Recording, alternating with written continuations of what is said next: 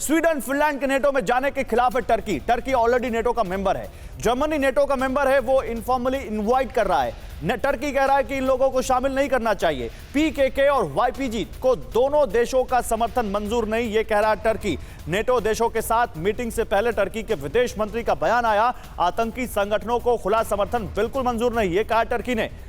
इसके बाद एक और बड़ी खबर, स्वीडन और फिनलैंड के नेटो में जाने को लेकर लातविया ने खुला सपोर्ट कर दिया है। बाल्टिक कंट्रीज यानी नॉर्डिक कंट्रीज को सपोर्ट कर रहे हैं। लातविया के विदेश मंत्री ने कहा कि दोनों देशों को नेटो में शामिल करने का हल निकालेंगे। नेटो देश मिलकर स्वीडन और फिनलैंड पर जल्द बड़ा फैसला लेंगे। स्वीडन फिनलैंड के साथ नेटो के लिए टर्की भी अहम है, यह कहा है लातविया ने। अब एक और बड़ी खबर, स्लोवाकिया ने भी स्वीडन फिनलैंड पर नेटो से समर्थन की उम्मीद जताई है। स्लोवाकिया के विदेश मंत्री इवान कोरकोक ने एक बड़ा बयान जारी किया।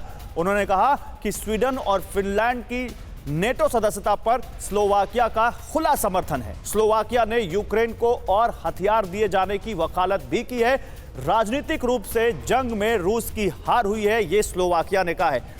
तीन बड़ी खबरें आपके सामने, तीनों वही फिनलैंड और स्वीडन के नेटो में शामिल होने के इर्द गिर्द है। दीपक बोरा सर, पहला रिएक्शन आपका। ये टर्की में भी अब क्या हम यहां पर डिफरेंसेस देख रहे हैं इन दोनों कंट्रीज को शामिल करने को लेकर, और क्या नेटो में टर्की इनके खिलाफ है, तो क्या इसका भी असर पड़ेगा? 100% इसका असर पड़ेगा। आपने अभी एक बड़ी कॉमन चीज कही थी कि डर के आगे जीत है। मैं आपको बता देता हूं, नेटो में शामिल होने के आगे डर है। वो इन दोनों देशों को मालूम है, फिनलैंड और स्वीडन को, अगर उन्होंने इस तरह की कुछ बेईमानी करने की कोशिश की, बहुत जबरदस्त तमाचा पड़ेगा। सर, एक तरफ हम सुन रहे हैं कि पुतिन के ऊपर बहुत दबाव है और वो he is in a corner. क्षमा कीजिएगा कि एक अंग्रेजी की कहावत है, मैं माफी चाहता हूं, वो मैं कह रहा हूं कि a cornered dog stops barking, he starts biting.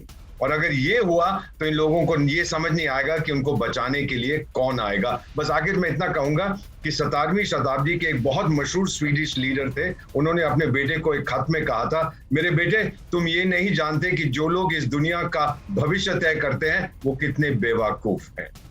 नहीं, लेकिन मुझे एक चीज समझाइए। देखिए, कहावत और भी है, मैं नहीं चाहता कि उस कहावत को यहां पर कहा जाए। सेल्डम बाइट आपने सुना होगा, लेकिन मैं आपसे कुछ और पूछना चाहता हूं। मैं ये पूछना चाहता हूं दीपक जी, मुझे ये बताइए, तो ये फिर पोजीशनिंग क्या है? कुछ कंट्रीज कह रही हैं कि हाँ नेटो में आए, कुछ कंट्री कह रही ना आए। क्या यहां पर फिनलैंड और स्वीडन यूक्रेन के बारे में, जैसा कि तमाम एक्सपर्ट आपके जैसे कहते हैं कि यूक्रेन तो मोहरा बन गया जी अमेरिका का, क्या फिनलैंड और स्वीडन भी वैसा ही कुछ ना बन जाए कहीं? ये रूस के ऊपर प्रेशर डालने के लिए। और मैं आपको बता देता हूं कि लिथुआनिया ने जो उसका समर्थन किया, रूस तो कांप रहा होगा कि यूक्रेन की 500 लोगों की फौज, में तो आपका राजदूत रह चुका हूं वहां पे, वो गोली की आवाज सुन के भाग जाते हैं कि वो लोग जो है बहुत आ जाएंगे, मुझे बहुत डर लग रहा है। नहीं सर, ये प्रेशर डालने का तरीका है। Take it from me sir, इसके ऊपर आगे कोई इफेक्टिव एक्शन नहीं होगा। उनको एडमिशन इनटू नेटो अगर मिलती है, it will be very dangerous. Okay. अड़ी सोमवार से शुक्रवार शाम 6 बजे सिर्फ TV9 भारतवर्ष पर।